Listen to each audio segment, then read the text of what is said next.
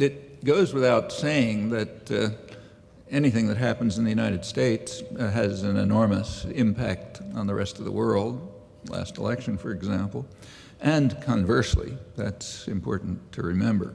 What happens in the rest of the world cannot fail to have an important, in fact, decisive, crucial often, impact in the United States.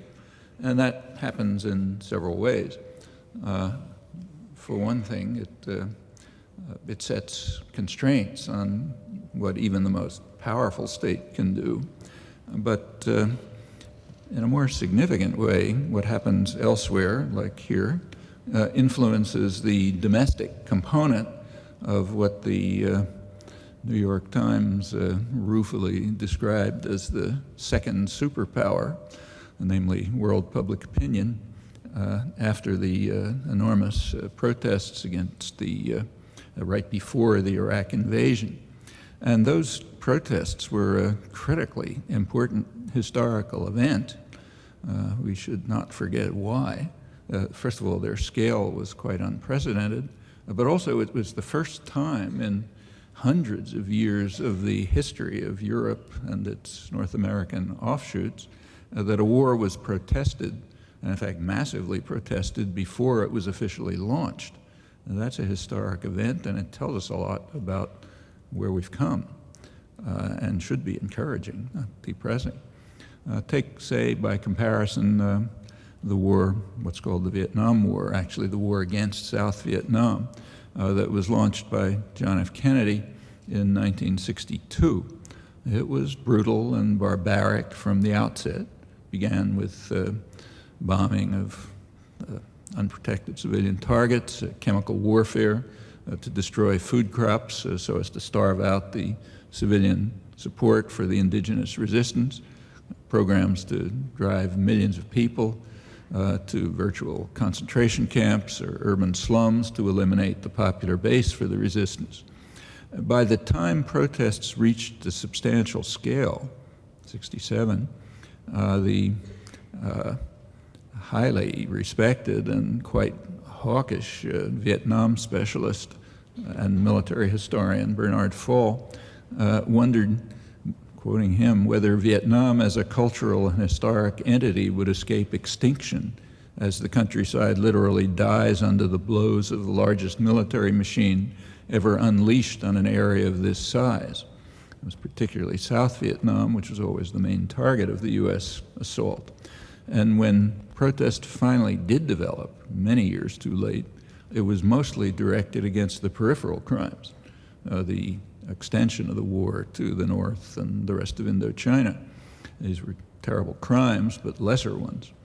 And it's quite important to remember how much the world has changed since then through deeply committed popular struggle. And the state managers are well aware of it. When a new president comes in, first thing he has done is an intelligence assessment. The intelligence community, as it's called, gives an assessment of the world situation. And George Bush, #1, he did it too. So in 1989, there was an assessment of the world situation, and a piece of it leaked. Usually we don't hear about these things for like 40 years, if ever. But a little part of it leaked and was published. It was kind of hushed up. And it was an interesting part. Somebody obviously in the Pentagon or CIA or somewhere didn't like it and leaked it to the press. It was a discussion of the kinds of wars that the U.S. would be fighting, wars against what it called much weaker enemies. Those are the only kind of wars you fight, if you have any sense. Wars against much weaker enemies, it said, in the case of such wars, the United States would have to win them rapidly and decisively, because there simply is no political support for anything more than that. It's not like the 60s, when you could go on for years and years with no protest and destroy a country before it significantly develops.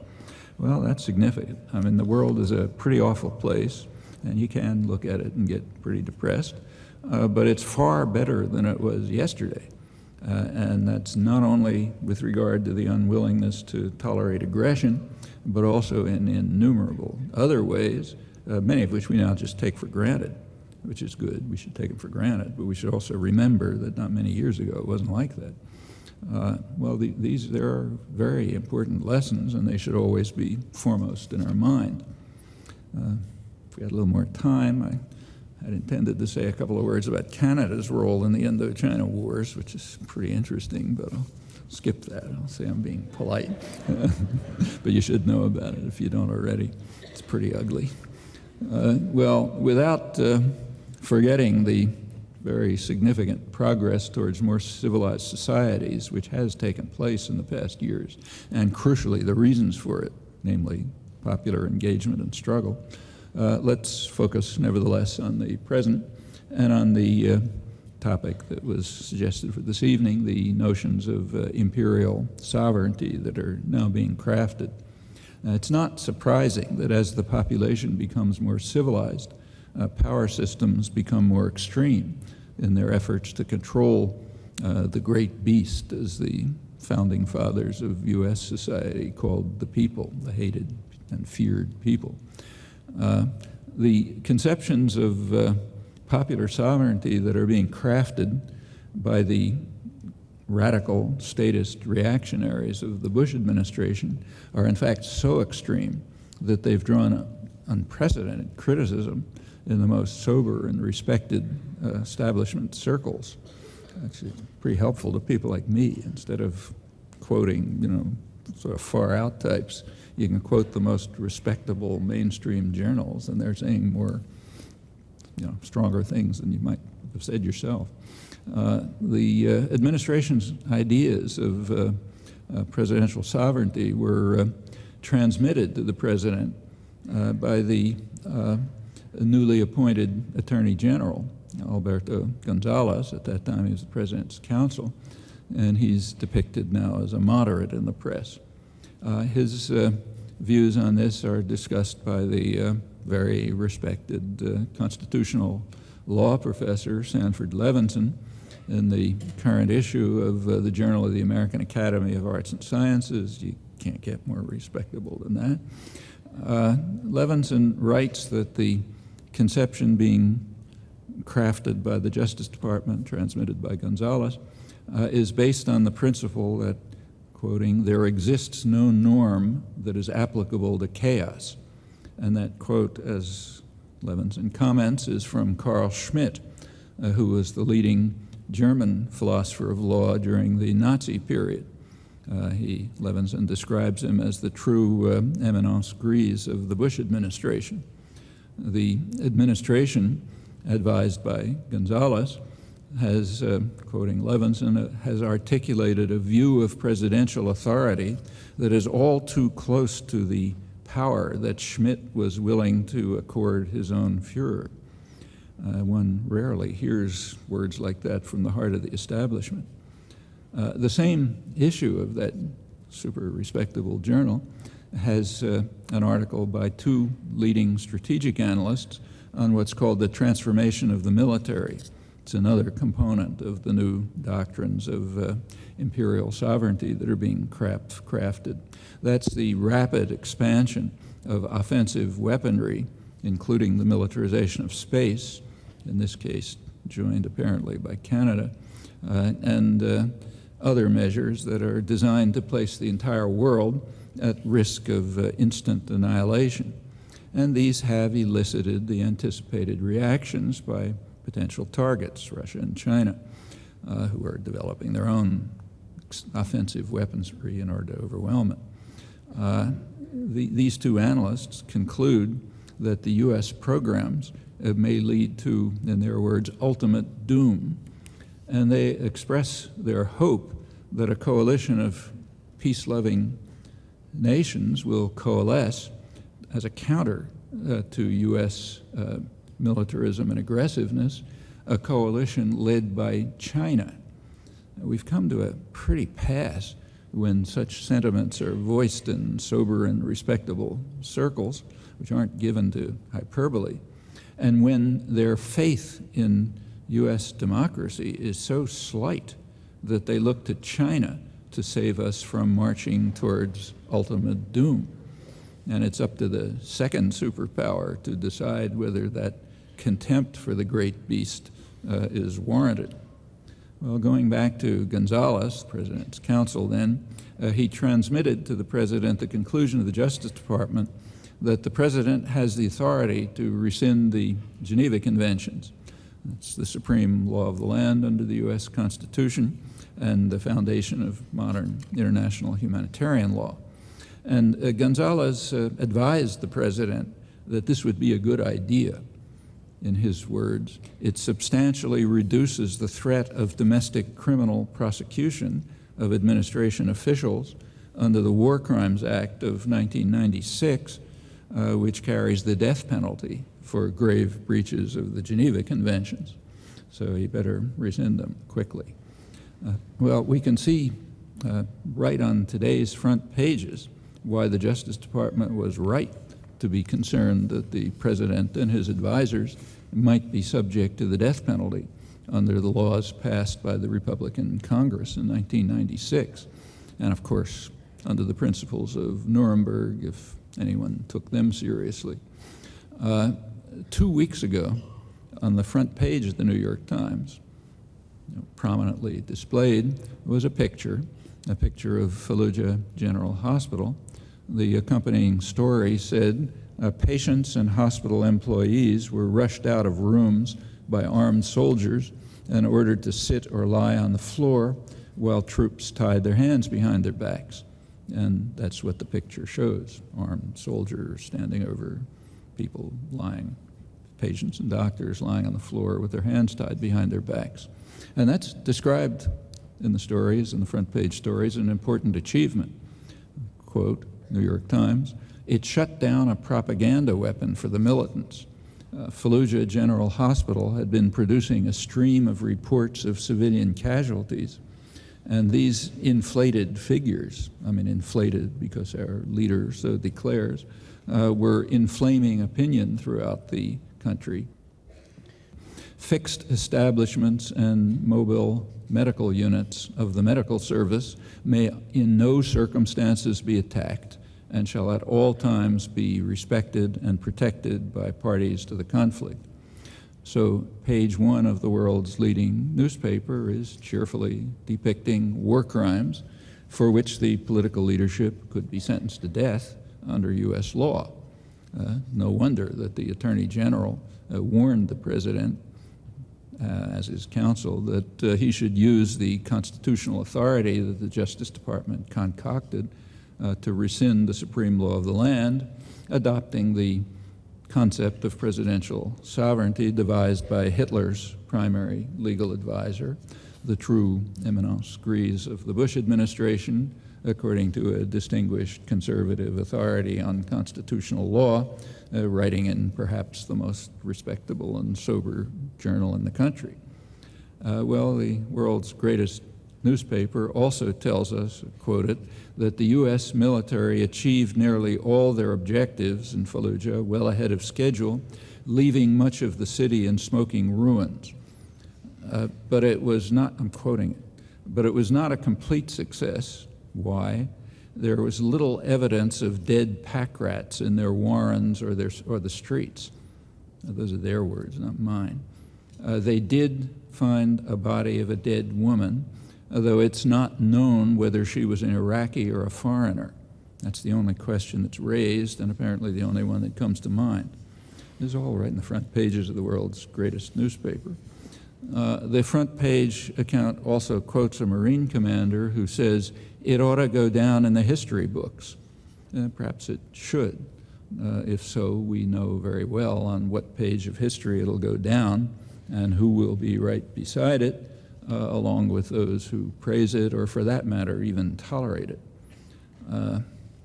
One might at least mention the counterparts that immediately come to mind, like, for example, the Russian destruction of Grozny 10 years ago. It's a city of about the same size. Or Srebrenica, which is almost universally described as genocide in the West. In that case, as we know in detail from an extensive Dutch government report and other sources, this Muslim enclave in Serb territory, which was very lightly protected, was being used as a base for attacks against Serb villages. And when the anticipated reaction took place, it was horrendous. The Serbs drove out all but military-age men and then moved in to kill them. Well, that's familiar. It's Fallujah, basically, but there are some differences. Women and children were not bombed out of Srebrenica, as in the Fallujah case, but they were trucked out. And there will be no extensive efforts, we can be sure of that, to exhume the last possible corpse of the pack rats in their warrens in Fallujah. And there are other differences which are arguably unfair to the Serbs. Well, it could be argued that all this is irrelevant. The Nuremberg Tribunal, spelling out the UN Charter, declared that, quoting it, initiation of a war of aggression is the supreme international crime, differing only from other war crimes in that it contains within itself the accumulated evil of the whole, hence the war crimes in Fallujah, Abu Ghraib, and so on. Those judged to have played any role in the supreme crime, for example, the German foreign minister, were sentenced to death by hanging. And the Tokyo Tribunal was far more severe. Actually, there's an important book on this topic. If you haven't read it, you should, by the Canadian international lawyer Michael Mandel, who reviews in, unfortunately, convincing detail how the powerful have become self-immunized from international law. In fact, the Nuremberg Tribunal itself established this principle of self-immunity. To bring the Nazi criminals to justice, it was necessary to devise definitions of war crime and crime against humanity. They hadn't existed precisely in international law. And how this was done is explained candidly by Telford Taylor, who was the chief counsel for the prosecution at Nuremberg and a distinguished international lawyer and historian. So I'll quote him. Since both sides in World War II had played the terrible game of urban destruction, the Allies far more successfully, there was no basis for criminal charges against Germans or Japanese, and in fact, no such charges were brought. Aerial bombardment had been used so extensively and ruthlessly on the Allied side as well as the Axis side that neither at Nuremberg nor Tokyo was the issue made a part of the trials. So in other words, it goes on like this, the operative definition of crime is crime that you committed and we did not. And to underscore that fact, Nazi war criminals were absolved if the defense could show that their U.S. counterparts carried out the same crimes. Taylor concludes from this that to punish the foe, especially the vanquished foe, for conduct in which the enforcer nation has engaged would be so grossly inequitable as to discredit the laws themselves, which is correct. But the operative definition also discredits the laws themselves, along with all subsequent tribunals which follow the same principle. Taylor provides this background as part of his explanation of why U.S. bombing in Vietnam was not a war crime, and his argument is plausible, further discrediting the laws themselves. Some of the subsequent tribunals are discredited in perhaps even more extreme ways, such as the Yugoslavia versus NATO case, which is now being adjudicated by the International Court of Justice, World Court. The U.S. was excused correctly on the basis of the argument that it is not subject to the jurisdiction of the court in this case. The reason is that when the United States signed the Genocide Convention, which is at issue here, the U.S. finally did sign it after 40 years, it signed it with a reservation saying that it is inapplicable to the United States. And the rules of the World Court say that they can only deal with something if both sides are subjected to its jurisdiction. There was an outraged comment on the efforts of the Justice Department lawyers to demonstrate that the president has the right to authorize torture, a comment by the dean of Yale Law School, Howard Koh, and he said that the notion that the president has the constitutional power to permit torture is like saying that he has the constitutional power to commit genocide. Well, the president's legal advisors, like the new attorney general, should have little difficulty arguing that the president indeed does have that power if the second superpower, it's us, permits him to exercise it. Let's look at the pretext for the U.S.-British aggression in Iraq, the supreme international crime that encompasses everything that follows. The pretext was the right of what's called anticipatory self-defense. Now it's sometimes called preemptive war, in a radical perversion of that concept. This right of anticipatory self-defense was proclaimed officially in the Bush administration National Security Strategy of September 2002, which declared Washington's right to resort to force to eliminate any potential challenge to its global dominance, any potential threat, if you like. The National Security Strategy was very widely criticized among the foreign policy elite right away. It was an article within weeks in the main establishment journal, Foreign Affairs, which warned that what it called the new Imperial grand strategy could be very dangerous for the United States. And the criticism continued, again at a completely unprecedented level, right in the core of the mainstream, but on very narrow grounds. It was not that the doctrine was wrong, but rather its style and manner of implementation. Clinton's Secretary of State, Madeleine Albright, she summed up the criticism pretty accurately, also in Foreign Affairs, it's main establishment journal. She pointed out that every president has such a doctrine, but keeps it in his back pocket. And it's simply foolish to smash people in the face with it and to implement it in a manner that's going to infuriate even allies. That's threatening to U.S. interests and therefore wrong. Albright knew, of course, that Clinton had a similar doctrine. The Clinton doctrine, I'll quote it, advocated unilateral use of military power to defend vital interests, such as ensuring uninhibited access to key markets, energy supplies, and strategic resources. That's without even the pretexts that Bush and Blair devised. You take it literally, the Clinton doctrine is more expansive than Bush's national security strategy. But unlike the Bush strategy, the more expansive Clinton doctrine was barely even reported. In fact, I'm not sure it was reported at all, and not criticized. And the reason is it was presented with the right style and implemented less brazenly. That's the way you should do it if you're looking for a career in diplomacy. Henry Kissinger described the Bush doctrine as, in his words, revolutionary. He pointed out that it undermines the 17th Westphalian system of international order and sovereignty, and of course he didn't even bother mentioning it. It undermines the UN Charter and current international law. Kissinger approved of the doctrine, but with reservations, the usual reservations about style and tactics, and with a crucial qualification. He said, it cannot be a universal principle available to every nation.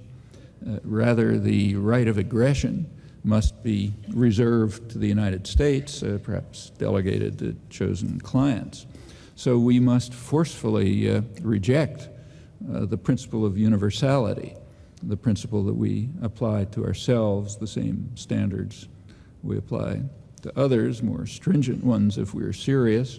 Bush and Blair, who we're told read the Gospels religiously all the time, must know the famous definition of the hypocrite in the Gospels, repeated a couple of times, but maybe it didn't get from the eyes to what lies behind or whatever. And Kissinger, I think, is to be praised, as often, for his honesty in very forthrightly articulating the prevailing doctrines, which are usually concealed in professions of virtuous intent and tortured legalisms.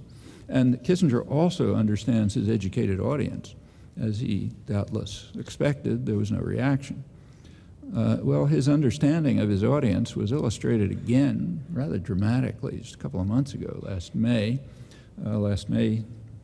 don't know if it's reported here, some Kissinger-Nixon tapes were released over Kissinger's strong objections. And there was a report in the world's leading journal, New York Times. The report mentioned in passing the orders to bomb Cambodia that Kissinger transmitted from Nixon to the military commanders. In his word, a massive bombing campaign in Cambodia, anything that flies on anything that moves. You get that? Anything that flies on anything that moves. Well, I think that's unique in the archival record. At least I never come across a call for genocide in such explicit terms. The publication, we'd certainly call it genocide if anybody else were responsible. And this is a call for it. The publication elicited no reaction. That incidentally refutes Dean Coe of the Yale Law School. It is simply taken for granted in the elite intellectual culture that the president and his national security advisor do have the right to order genocide, contrary to Coe's outraged claim. Well, just imagine if the prosecutors at the Milosevic tribunal could find anything even remotely similar. Well, they'd be overjoyed.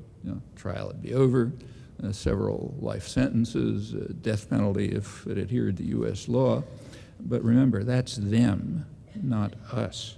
And the difference is a core principle of the elite intellectual culture in the West, and in fact, throughout history rather generally, if you look.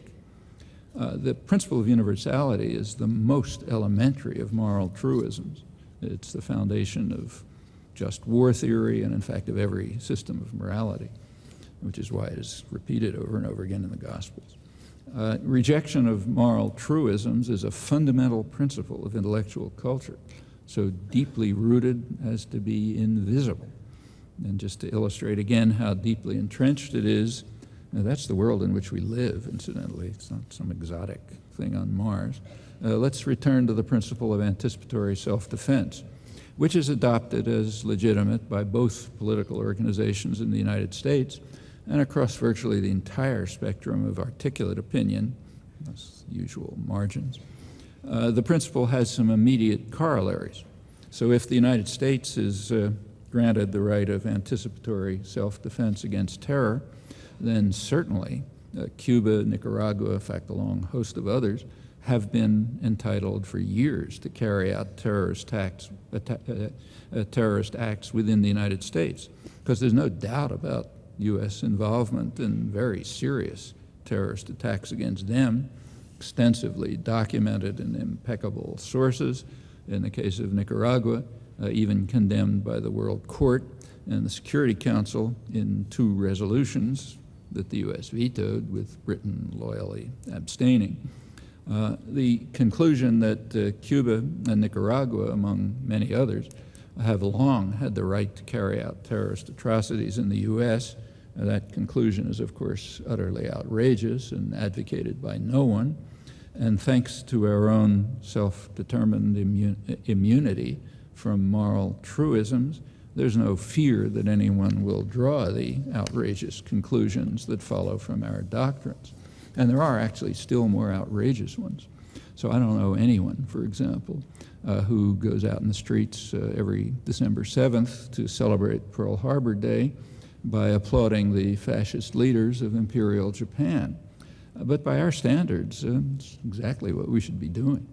The bombing of military bases in the U.S. colonies of Hawaii and the Philippines was entirely legitimate and praiseworthy, according to our standards.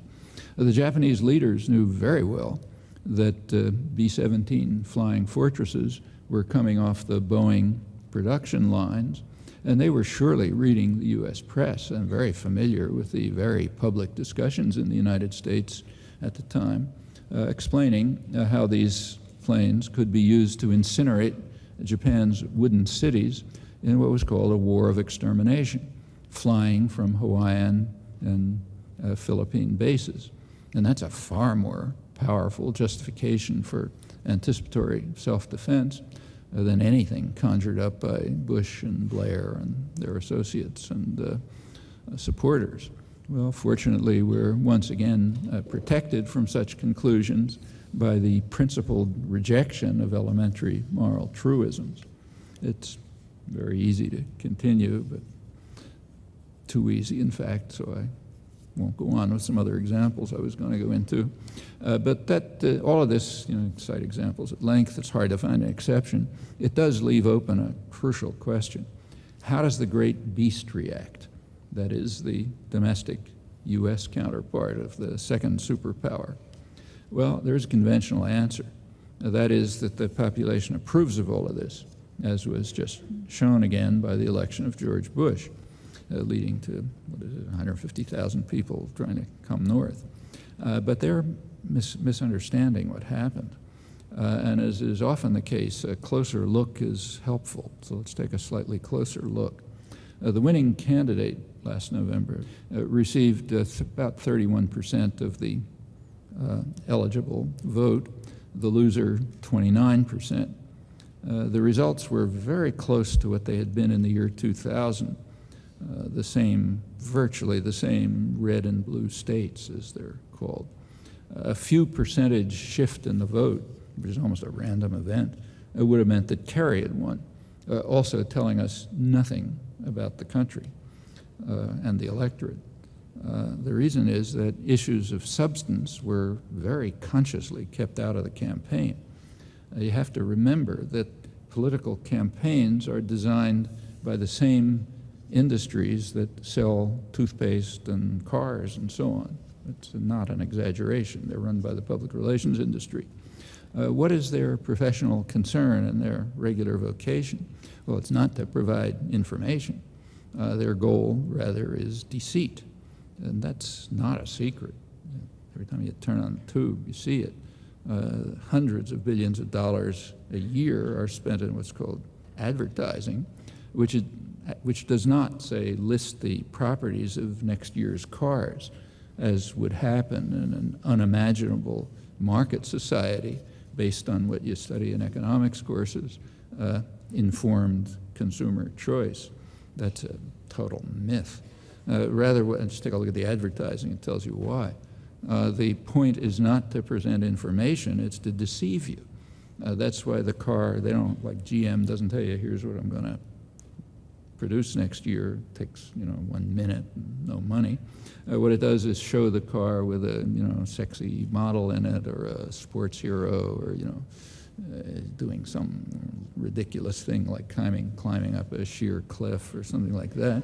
And it's the point is, and it's true of the whole hundreds of billions of dollars, is to project some kind of an image that might deceive the consumer into buying this car instead of the virtually identical one produced by a competitor. That's the prime commitment of the public relations industry, and one of the many ways of undermining the mythology about markets, which nobody believes in unless you can force them on someone else. And the same is true with elections, which are run by the PR industry. The goal is to project images and to deceive the public into accepting them while sidelining issues for very good reasons, to which I'll come back. And the population knows it. They're not stupid. About 10% of voters say their choice is based on the candidates, reading the polling question, on the candidates' agendas, ideas, platforms, and goals. That's 6% of Kerry voters and 13% of Bush voters, otherwise essentially nobody. The rest rely on what the industry calls qualities and values. So does the candidate project the image of a strong leader, kind of guy you'd like to meet in a bar, or somebody who cares about you and is just like you? My guess, I have no evidence, but I'm just guessing, is that Bush is very carefully trained to say things like nuclear and misunderestimate and all the other silliness that intellectuals like to ridicule. That's probably about as real as the ranch that was constructed for him and the rest of the whole folksy manner. After all, it would hardly do to present him as a spoiled frat boy from Yale who became rich and powerful because he has rich and powerful connections and family. Rather, the imagery projected has to be a guy just like us, not one of these fancy types, a guy who'll protect us, who cares about us, who shares about our moral values. That's the imagery, which is about as real as in toothpaste ads. Not surprisingly, it's done by the same people. Bush, in that case, the point is to undermine markets. In this case, the point is to undermine democracy. It's the same principle. Bush, if you look, received a large majority among voters who said that they were concerned primarily with moral values and terrorism. Now, as for Bush's moral values, there's an easy way to find out what they are. Read the business press the day after the election. It describes what I call the euphoria in corporate boardrooms and so on. That's not because CEOs are opposed to gay marriage. Actually, most of them are what are called liberals. I mean, their social values are about the same as, a Canadian dimension, probably. If you want to learn more about their moral value, the Bush moral values, just observe the principle, basic principle, which is not concealed. The principle is that costs are to be transferred to your children and your grandchildren. Now, that's environmental costs, fiscal costs, and the rest. It's not concealed, and those are indeed the moral values. The point of the PR industry is to prevent you from seeing anything as obvious as that. What about terror? Well, the fact of the matter is that Bush's planners escalated the threat of terror, and pretty consciously. It had been predicted, even by their own intelligence agencies, that would be the consequence of the war in Iraq, and it turned out to be true. And they did it because it's just not a high priority for them, surely as compared with much more serious goals, such as establishing secure military bases in a dependent client state right at the heart of the world's energy resources. That's really important. It's critically important to ensure that the huge profits, one historian of the industry calls them profits beyond the dream of avarice. It's important to ensure that they go into the right pockets, even meaning U.S. energy corporations, and in fact, much more than that, the U.S. Treasury, high-tech industry, which sells weapons and so on, construction corporations and so on, Bechtel and the rest of them. And even more important than the ensuring that the huge profits beyond the dream of avarice go to the right place, certainly not to the people of the region, that's out of the question, but not to competitors either, mostly to the U.S. Much more important than that is what was called the stupendous strategic importance of the Middle East region back 60 years ago, and has been understood ever since. Namely, having a hand on the spigot guarantees what planners 50 years ago called veto power over others. It's George Kennan, favored it, of course. Just his successor, Zbigniew Brzezinski, wrote a couple of months ago that controlling Iraq gives the United States critical leverage over European and Asian economies, veto power, in other words. And controlling those rivals has been a major concern of policy planners ever since the Second World War. They are, to quote Henry Kissinger, they're supposed to keep to their regional responsibilities within the overall framework of order managed by the United States. That's what Kissinger instructed Europeans in his Year of Europe address 30 years ago. And sometimes they get out of line, so if so, you can use the critical leverage. That's now much more urgent than it was in the past, as they keep threatening to move in an independent course, maybe even united. So the European Union and China have became each other's leading trading partners last year, and these ties are becoming even tighter. It now includes the world's second largest economy, Japan. So critical leverage is more important than ever for world control in what's sometimes called a tripolar world, three major power centers that has been evolving for 40 years and now much more so. In comparison to this, The threat of terror is a pretty minor consideration, although the threat is known to be awesome.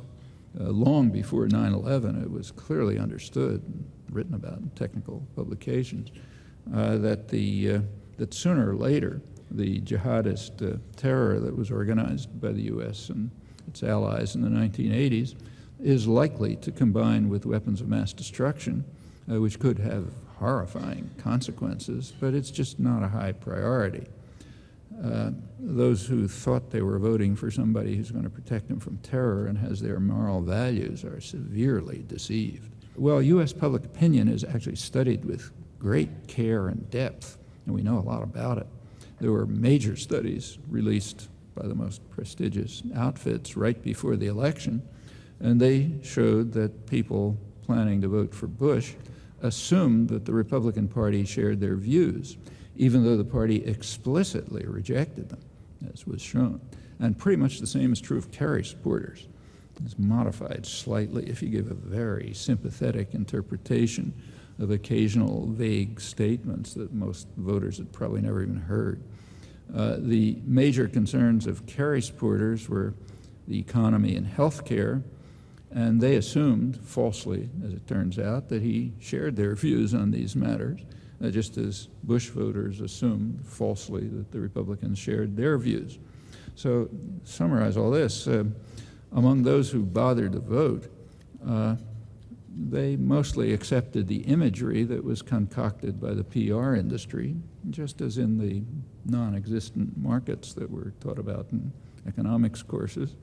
And the imagery had only the vaguest resemblance to reality.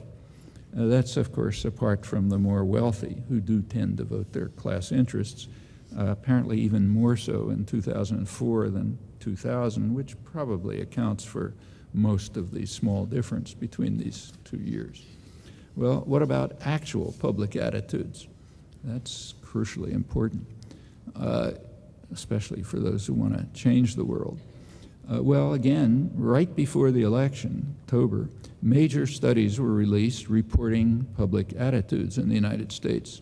The majority believes that the United States should abandon the Security Council veto and follow UN decisions even if it doesn't approve of them. Majority, again, believe that that the U.S. should rely on diplomatic and economic measures more than military ones in the so-called war on terror.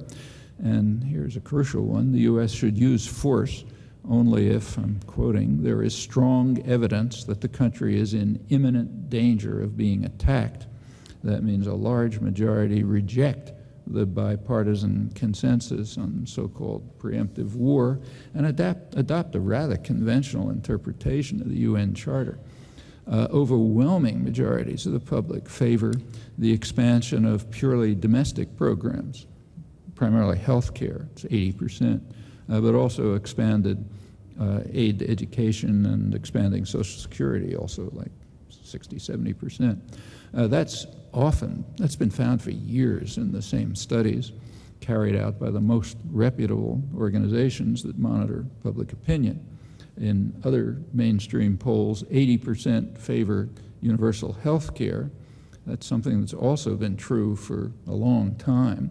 The numbers vary depending on exactly how the questions are asked. Occasionally the press discusses this. It says, yeah, everybody seems to want it, but there's a phrase for it. It's called politically impossible. That's why the New York Times describes how the New York Times has described it in the past. Just again, a couple of days before the election, the New York Times had an article on this, and here's what it said.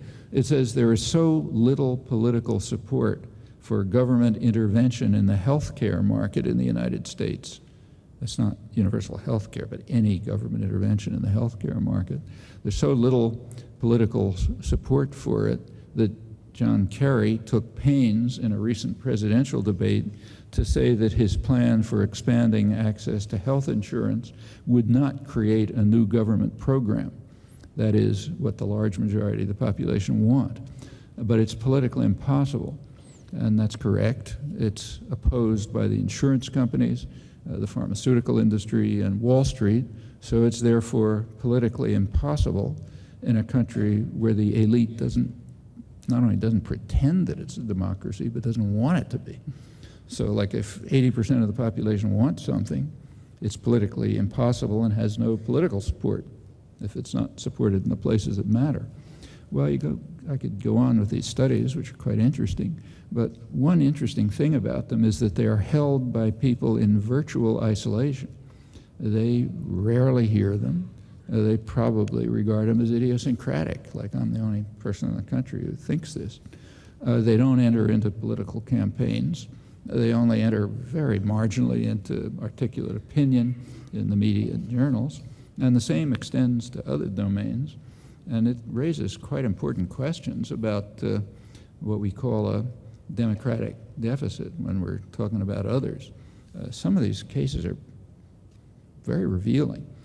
So you remember that last March, Spanish voters voted out a government which had gone to war in opposition to about 90% of the population.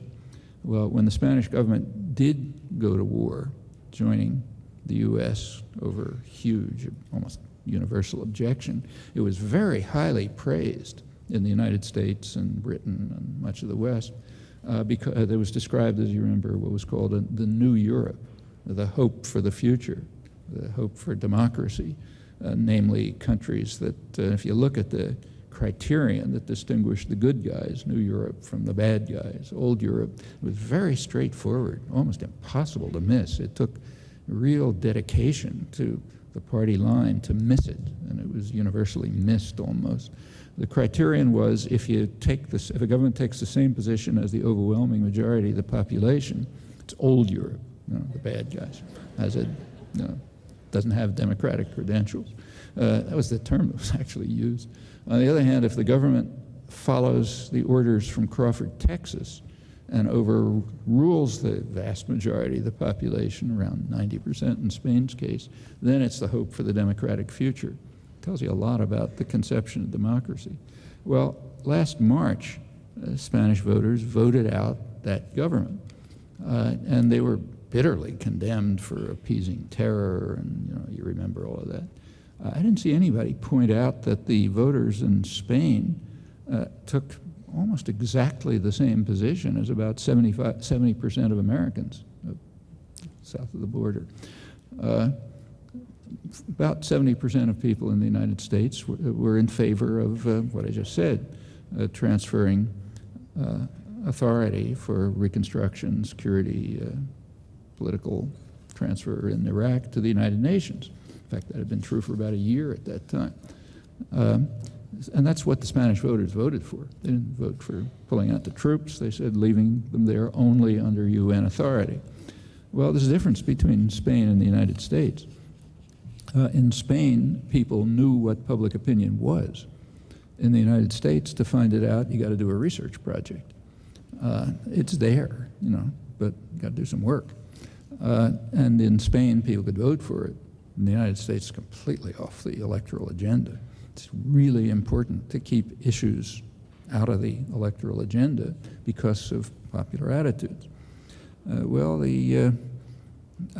Actually, we could ask, what would the result be if the parties, let's say either of them, had been willing to articulate people's concerns, even on the issues that people pick as most important? Or what would happen if such issues were allowed to enter mainstream discussion? Well, about that we can only speculate, but we do know that it doesn't happen and that the facts are barely even reported. And it seems reasonable to surmise that it's fear of the great beast that lies behind that, and it's pretty deep. Well, the operative conception of democracy is also revealed very clearly in the international arena, as in the case I mentioned and others. Let's take a current case, the death of Yasser Arafat. The lead think piece in the New York Times by their kind of house lefty intellectual on the death of Arafat, the lead story think piece opened by saying this: the post-Arafat era will be the latest test of a quintessentially American article of faith, that elections provide legitimacy even to the frailest institutions. read down to the last paragraph on the continuation page, and you read, Washington resisted new national elections among the Palestinians because Arafat would win and gain a fresher mandate, and they might help give credibility and authority to other people the U.S. doesn't like. In other words, democracy is fine if you're sure that the results are going to come out the right way.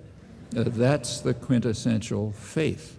And we see that very dramatically right now in the case of Iraq, very dramatically. A year ago, after all the other pretexts had collapsed, Bush's speechwriters came along with a new one to replace them. It's what the liberal press calls the president's messianic vision to bring democracy to Iraq, Middle East, whole world. And the reactions were kind of intriguing. They ranged from rapturous acclaim in the liberal national press, from praise for it ranged from there to critics. The critics agreed that the vision was noble and inspiring, but they said it might be beyond their reach. The problem is that Iraqi culture is just not ready for such progress towards civilized values. But it was interesting that it was presupposed across the spectrum that this was the goal of the invasion. Well, there's evidence for that, one piece of evidence. Our leader proclaimed it. What more is needed? The critics say noble vision, but we have to temper the messianic idealism of Bush and Blair with sober realism. Now, that's the London Financial Times, probably the most serious newspaper in the world. Well, actually there is, you can tell me what the Canadian press said. I'll make a guess, but you can verify it for me. Well, there actually was one sector of opinion that had a different view, Iraqis. At the very same time as the messianic vision was proclaimed in Washington to reverent applause, there was a U.S.-run poll in Baghdad, and it turned out that some people there also believed that that was the goal of the invasion, 1%. A majority of the population took the obvious view. The U.S. invaded Iraq to get control of its resources and to organize the region in U.S. interests. The view you're not allowed to express in the United States, or you're a conspiracy theorist or a Marxist or some other bad word. In fact, Iraqis agree that there's a problem of cultural backwardness that stands in the way of the messianic vision, but they think it's here, not in Iraq. Actually, their views are a little more nuanced if you look. So 1% thought the U.S. invaded to establish democracy, but 50% said the U.S. wants democracy in Iraq. Now, that may look like a contradiction until you go on. 50% said the U.S. wants democracy, but is going to influence it to ensure that it comes out the right way. In other words, they understand very well the quintessentially American faith, perhaps because it was also the quintessentially British faith, while Britain's boot was on their neck since the First World War. And they don't have to know the history of Wilsonian idealism, as it's called, or Britain's noble counterpart, or the French civilizing mission, or the even more exalted vision of Japanese fascists and many others. It's presumably close to a historical universal. Their own experience is enough. And it's not unusual for those at the wrong end of the club to have a much clearer picture of reality than those who are wielding it. That's true in plenty of domains. Well, at the outset, I mentioned very briefly the very notable successes of popular struggles in the past decades. It's pretty clear if you think about it a little, very rarely discussed for reasons that aren't hard to discern. Both recent history and public attitudes suggest some pretty straightforward and quite conservative strategies for short-term activism on the part of those who don't want to wait for China to save us from ultimate doom. We do enjoy great privilege and freedom, in fact, uniquely so by comparative and historical standards. That legacy was not granted as a gift from above. It was won. It was won by hard and dedicated struggle, which doesn't reduce to pushing a lever every few years. We can, of course, decide to abandon the legacy. You can take the easy way of pessimism. Everything's hopeless, so I quit. Or we can make use of that legacy and work to create, in part to recreate, the basis for a functioning democratic culture in which the public plays some role in determining policies, and not only in the political arena, from which it's largely excluded, but in the crucial economic arena from which it is excluded in principle. Now, those are not particularly radical ideas. So, for example, they were articulated very clearly by the leading 20th century social philosopher in the United States, John Dewey, who's American as apple pie in the familiar phrase. He pointed out that until what he called industrial feudalism is replaced by industrial democracy, politics will remain the shadow cast by business over society. Now, Dewey wasn't being particularly original in that. In fact, he was drawing from a long tradition of thought and action that had developed independently in working class culture from the very origins of the Industrial Revolution, actually, right where I live, an area near Boston in the mid-19th century. Those ideas were remain just below the surface, and they can become a living part of our societies and our cultures and our institutions. But like other victories for justice and freedom over the centuries, that's not going to happen by itself. One of the clearest lessons of history, including very recent history, is that rights are not granted. They are won, and the rest of it's up to us. Thanks.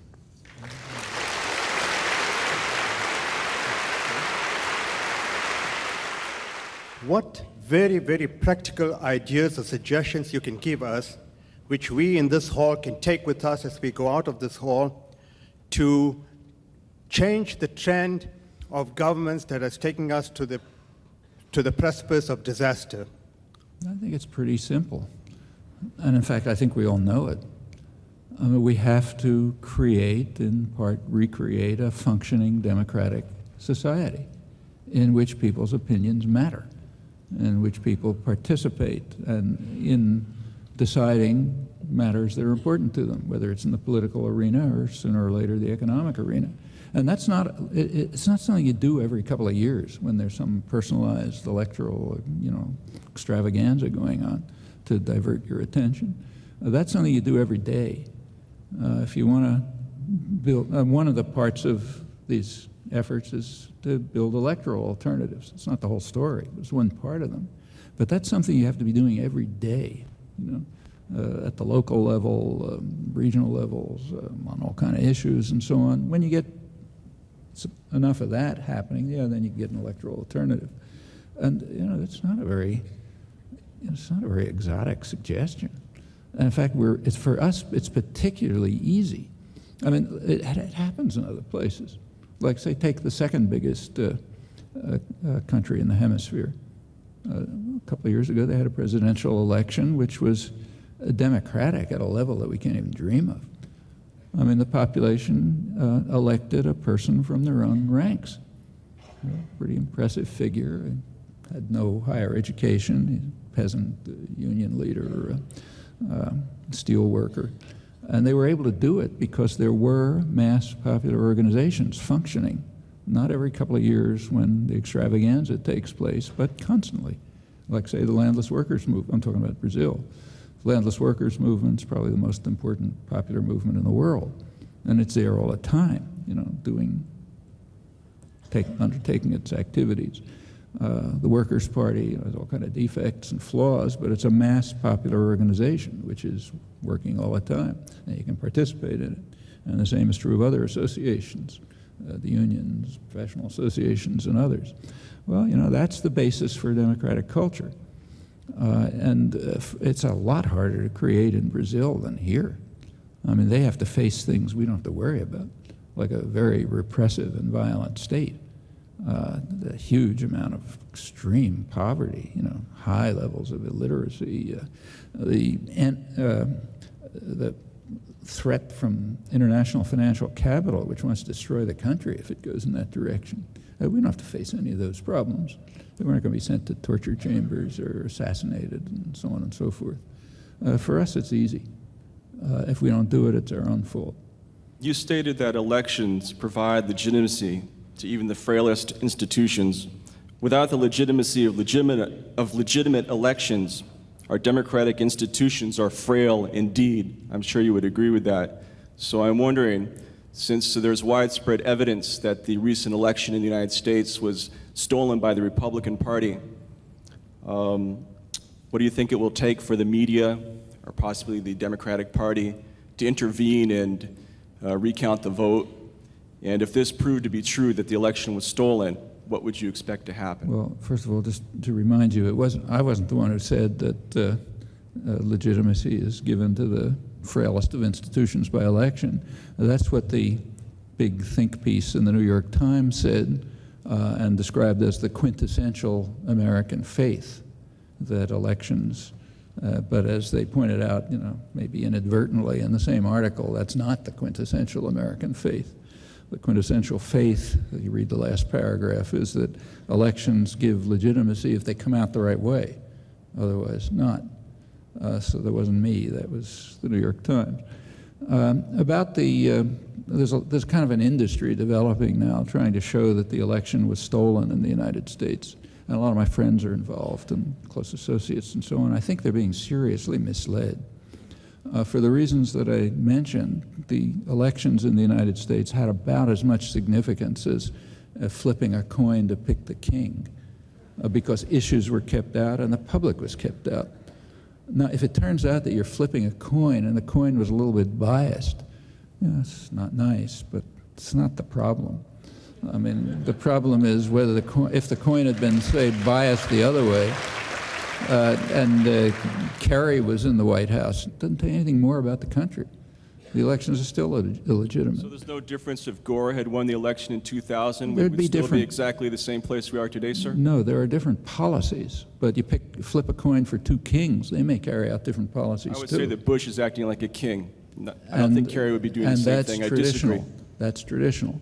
So, for example, did the population vote for the Clinton doctrine, which says that we have the right to use force unilaterally to preserve access to markets and resources? No, in fact, the public's overwhelmingly opposed to that.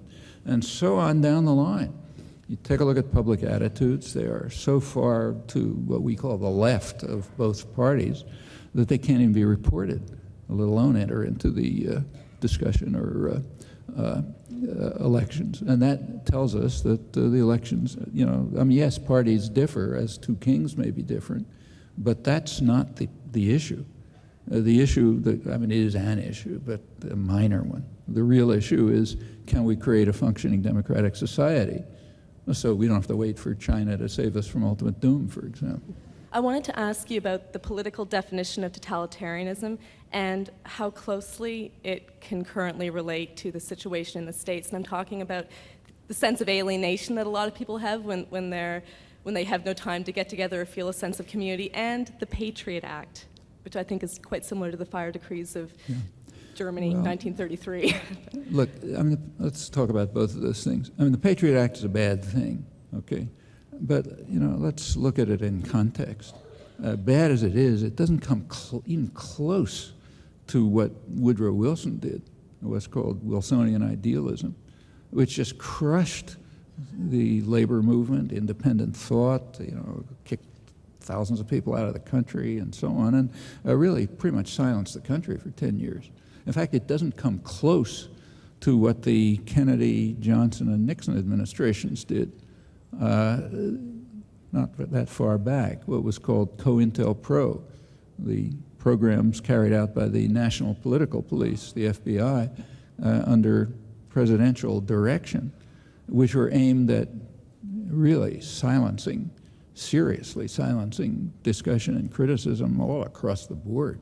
It started, of course, with the Communist Party, went to the Puerto Rican Independence Party, went on to without going through the steps, ended up with the women's movement, the New Left. Everything had to be stopped. Those programs went as far as political assassination, Gestapo-style assassination, literally, in Chicago in 1969, and many other things. Well, compared with that, the Patriot Act is a cup of tea.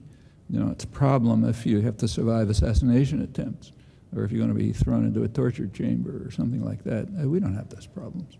The Patriot Act is unpleasant, and we can get rid of it, but we should put it in context, even in historical context. And the same is true of the notion of totalitarianism. We do not live in totalitarian societies. We live in remarkably free societies. In fact, there's no historical analog to them. There's no comparative analog. And that was one, and we shouldn't give it up, and we shouldn't describe it as totalitarian. Take a look at the extraordinary freedom that we have. We do, and it wasn't given by anyone. You know, that was won, and it was hard to win. I mean, take recent things, like, say, women's rights. Okay, by now, a lot of women's rights are just taken for granted. Doesn't go back very far. If you had asked my grandmother if she was oppressed, she wouldn't have even known what you're talking about. If you had asked my mother whether she was oppressed, she would have understood it and resented it, but she didn't imagine you could do anything about it. If you ask my daughter whether she's oppressed, she'll kick you out of the house. You know? Okay, those things have been won, and they're now largely taken for granted. And that's changed the societies. And it didn't happen by itself. And that's going to be the same at anything you look at. And we should not forget that we have those rights because people fought for them. Professor Chomsky, one of the you mention obviously all the time about omissions in the mainstream press. One of the main omissions that I am constantly aware of is a discussion about the fact that Israel is a nuclear superpower in the Middle Eastern context. Yeah. And when I read about the Iranian government trying to develop nuclear weapons, and I think about the history of the Iraqi government trying to develop nuclear weapons, I often wonder if that isn't caused by attempts to sort of rectify the imbalance in power that's created there. Anyway, I just want to know what your impression is about that particular issue. Well, I should tell you that you're not the only one who's concerned about Israeli nuclear weapons. Israeli strategic analysts are too. If you read what they write, they say that Israel's nuclear weapons are very dangerous, not only to the region, but to Israel, because they're going to call forth, naturally, reactions. Just like the Bush transformation of the military, which Canada is participating in, missile defense and stuff. It's called missile defense. It's really an offensive weapon. And everybody knows it. Yeah, that calls forth reactions. And you can read the same from the former chair of the U.S. Strategic Command under Clinton. You know, you can't talk when you're in there, but they can talk after they leave. General Lee Butler, who describes Israeli nuclear weapons as what he calls dangerous in the extreme, not only in themselves, but because they lead to proliferation in reaction. But look, Israel is a small part of this. I mean, there's something, you know, nobody wants Iran to have nuclear weapons, me either. But there's something kind of grotesque about the fact that the United States and Europe, which are in gross violation of the Non-Proliferation Treaty, particularly the United States, are condemning Iran because it's observing the Non-Proliferation Treaty. I mean, what Iran is being charged with now happens to be in accord with the Non-Proliferation Treaty. Okay, they shouldn't be doing it. You know, should stop it. It'd be stopped somehow. But the U.S. and all the nuclear powers are in violation of the Nuclear Non-Proliferation Treaty, which was founded on the principle, it's one of the articles of the treaty, that the nuclear powers will make what are called good faith efforts to eliminate nuclear weapons. See anybody doing it? In fact, the U.S. is creating new nuclear weapons. That's the most serious violation. So yeah, there's something kind of grotesque about this. And if you were in Iran, just put yourself in the position of an Iranian strategic analyst, you know, trying to figure out how to defend the country. I mean, the country is essentially under attack by the global superpower in every possible way, economic, you know, they're worried it'll go beyond. The neighboring countries are under military occupation by their superpower enemy. Okay, there are nuclear weapons right nearby, like in Pakistan. The regional superpower, as you say, Israel, is virtually an offshore U.S. military base. Furthermore, they know, even if it's not reported here, they know what's reported in the Israeli press and the military journals, namely that for the last year or so, the U.S. has been sending Israel its offshore military base over 100 of its most advanced jet bombers, openly described, in fact, as publicly as possible, as capable of bombing Iran and returning, and equipped with what the Hebrew press calls special weapons, whatever that's supposed to mean, but Iranian analysts will make a worst-case analysis of it. And they also know the estimates of the Israeli military, even a couple of years ago, that their air and armored forces are now already then, before this buildup, more powerful than any NATO power outside the United States, bigger and more extensive, not because Israel's a powerful state, it's a tiny little country, but because it's an offshoot of the Pentagon in many respects and a base. Well, they know all those things. Now, how do you expect them to react? In fact, it's possible that a good deal of this is an effort to provoke them into doing something that will be a pretext for an attack. I mean, they shouldn't be doing it, and it's very dangerous for the world if they do. In fact, the existence of nuclear weapons is a horrendous danger. It's come very close to destroying the world several times, very close. I mean, literally within minutes. In fact, back at the Cuban Missile Crisis, the world was literally about one word away from destruction. It wasn't known at the time, but it's now known at the peak of the missile crisis, which was provoked by Kennedy's terrorist operations against Cuba to a large extent. Big international terrorist operations. Anyhow, the missile crisis came along.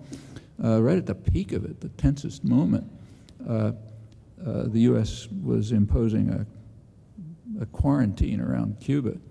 And there were Russian ships approaching. Nobody knew what was going to happen. And they were accompanied by Russian submarines. And we now know, it was not known then, that those submarines had nuclear-tipped missiles. And at one point, the submarines came under attack by U.S. destroyers. And the commanders had to make a decision. Is a nuclear war going on? If so, we've got to fire our nuclear-armed missiles. And they have command authority, probably similar to the U.S. and Britain at that level. The Russian rules of engagement were that 3 commanders had to authorize using nuclear-tipped missiles, and 2 agreed, and 1 said no. Vasily Arkhipov, his name is. You ought to have about 50 Nobel Peace Prizes.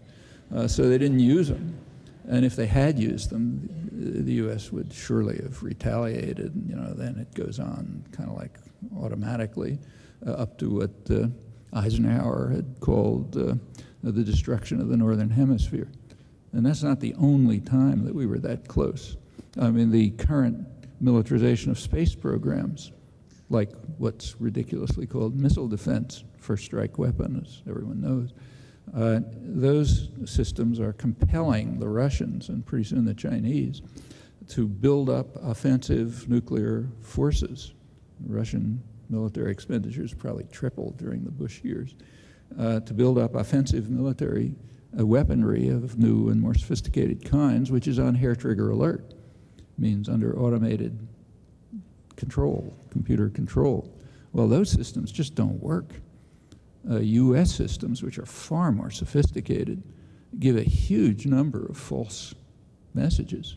And then there's a couple of minutes for human intervention, literally, a few minutes for human intervention, and so far it's always stopped the programmed response. Well, the Russian systems are deteriorating. They're nowhere near as sophisticated. And we're forcing them to put us under extreme risk of destruction. That's you can read about it in the best places, Bulletin of the Atomic Scientists, anywhere you like. In fact, the huge U.S. military buildup, this is the reason why these strategic analysts are talking about ultimate doom and hoping China will stop it. The U.S. Expansion of military forces, including so-called missile defense, is compelling the Russians, who are way behind militarily, to transfer nuclear missiles around the country, like from Vladivostok to to the west to counter the overwhelming preponderance of military weaponry that they're facing. Well, those missiles are going by railroad trains. It wouldn't take a very sophisticated terrorist to stop them and take them. And we're kind of asking for that. We're kind of asking for that to happen by the transformation of the military. So Israel's military weapons are certainly threatening, but we got a lot of things much more close to home to worry about. I'd like you to predict, although you added that Iran is sort of endangered by the Afghanistan and Iraq being occupied by Americans, I'd just like to add that it's also occupied by a fundamentalist group of religious clerics who are duplicate of Bush. But I just want to know, as an Iranian myself, how do you predict the scene? Do you think this nuclear, the whole issue would become another excuse for an intervention to Iran, or since there's a lot of anxiety among Iranians? Look, my predictions are no better than yours. And in fact, the people in the Pentagon can't predict it. You really can't predict. There's a lot of options. Some of them might happen. What we ought to be doing is acting to lower the threat of the worst options. There's not a lot of point speculating about this. My own speculation, for the very little that it's worth, and don't pay any attention to it, is that the chance of a U.S. attack against Iran have been much reduced by the extraordinary failure of the military occupation in Iraq. I mean, that should have been one of the easiest military occupations in history. My guess was that, that the war, so-called, would be over in about 3 days, and after that, there'd be no problem running the country. But in fact, what's happened, and this is astonishing, is that the U.S. and Britain are having way more trouble than the Nazis had in occupied Europe. And they were in the midst of a war. But if you go back to, say, Vichy and Norway and Denmark and so on, under Nazi occupation, I mean, they were run by domestic governments and domestic security forces. I mean, the German army was in the background if anything went wrong.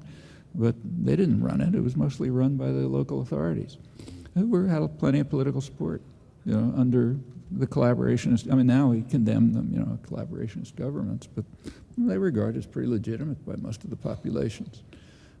Same with the Russians in Eastern Europe. I mean, those countries were basically run by Russia, just like the Middle East was run by Britain.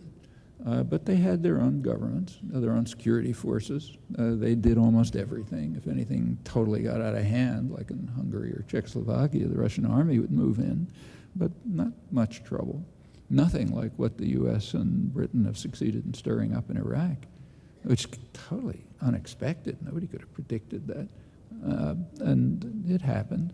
And I think that's kind of clipped their wings. I think it's the Weekend Review of the Times, I remember.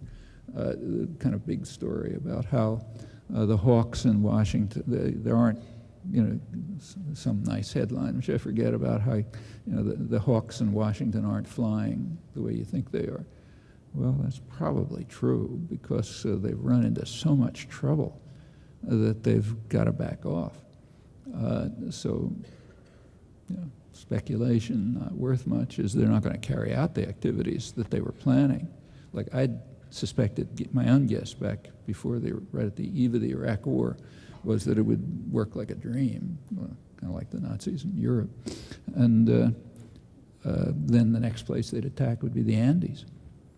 I mean, the whole Andean region, from Venezuela down to Argentina, it's not more than Andean, from Venezuela down to Argentina is out of control. All kind of things are happening that the U.S. doesn't want. And that's the historic region that you got to control. It's also a region of that the U.S. is counting on for resources, including oil, just as it's counting on Canada. Though Canada is now more or less under control thanks to NAFTA. I remember one crucial part of NAFTA is that Canada can't use its own resources as it chooses. The U.S. has to have what's called equal access to them, but a giant and what was the term, an elephant and a moose or something. The elephant gets what it wants. But But the Andean region, in fact, that whole region from Venezuela down, is considered a major potential resource, oil and other things. The U.S. has military forces all over the place, more than during the Cold War. Military training and aid is shooting way up. And that looked like a place that there might be there are bases all over the place, new military bases.